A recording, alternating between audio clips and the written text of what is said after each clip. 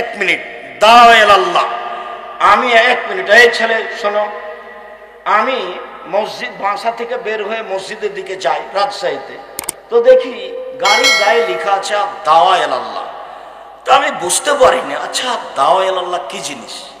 তো কয়েকদিন দেখার পরে একদিন বলছে আব্বু, আব্দুল্লাহকে, আব্বু আর দাওয়া ইলাল্লাহ এটা কি? তখন আমাকে বলছে, আব্বু আপনাকে তো আমি প্রায় 30 বছর যাবৎ দাওয়াত দিতে দেখলাম, আর আমিও দেশ বিদেশ মোটামুটি ভালোই ঘুরলাম, তাতে দেখছি যে আমরা হচ্ছি ইহুদি খ্রিস্টানদের দাস দাসী, নইলে আমরা যারা বাংলাদেশি ইঞ্জিনিয়ার তারা হলাম পদ্মা সেতুর লেবার, আর ওরা হলো পরিচালক, টাকা আমাদের, সবকিছু ওদের।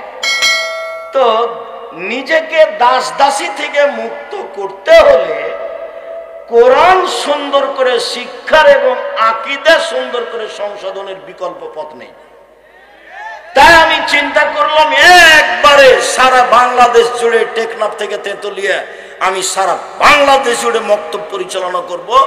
সে উদ্দেশ্যে জামিয়া সালাফের একটা শাখার নাম দিয়েছি আদ-দাওয়া ইলাল্লাহ।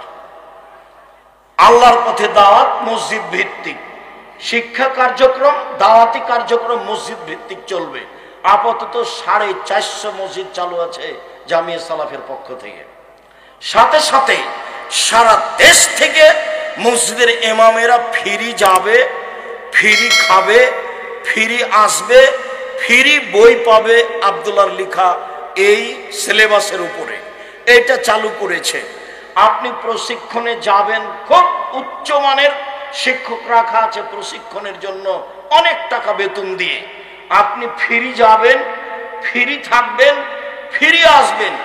একমাত্র আপনার মসজিদে আকীদা, আদর্শ, কোরআন শিক্ষা কার্যক্রম বাস্তবায়ন করার জন্য জামিয়া সালাফের পক্ষ থেকে এটা একটা বড় পদক্ষেপ।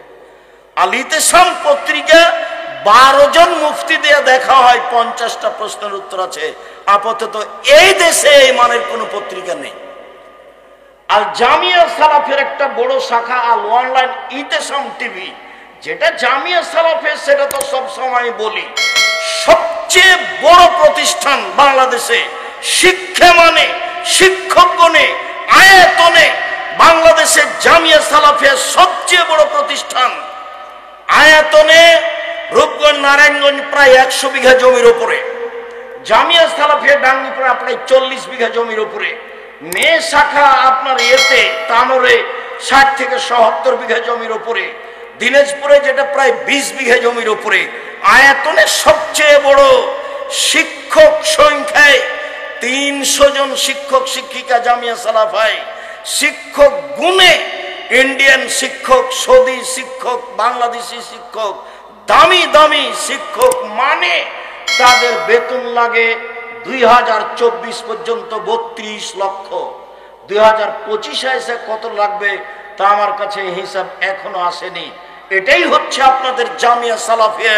এইটাকে আপনি মনে রাখবেন। শুনুন, রাসূল সাল্লাল্লাহু আলাইহি ওয়াসাল্লাম এবার জাহেলিয়াতকে লাথি মেরে মেয়েদের মর্যাদা দিতে গিয়ে বলছেন, পৃথিবীর মানুষ শুনে রেখো, ইন্নাল ইয়াহুদা কানু ইয়াজাহাদাত ফীহিম, যখন ইহুদিদের মধ্যে কোন মেয়ে ঋতুবতী হতো তখন তারা তাদেরকে বাড়ির পিছনে রেখে আসতো। ছি ছি ছি ছি ছি, ও পচে গেছে, ওর সাথে কথা বলা হবে না, ও যেন বিছানায় হাত না লাগায়, ও যেন ভাতের পাতিলে হাত না লাগায়, তাকে পিছনে রেখে দিয়েছে।